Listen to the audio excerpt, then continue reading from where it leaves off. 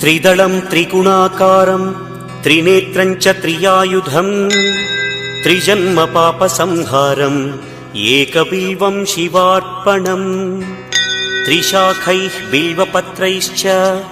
अच्छिद्रैः कोमलैः शुभैः तव पूजां करिष्यामि एकबिल्वं शिवार्पणम् कोटिकन्या महादानं तिलपर्वतकोटयः काञ्चनं शैलदानेन एकबिल्वं शिवार्पणम् काशीक्षेत्रनिवासं च कालभैरवदर्शनम् प्रयागे माधवं दृष्ट्वा एकबिल्वं शिवार्पणम् इन्दुवारे व्रतं स्थित्वा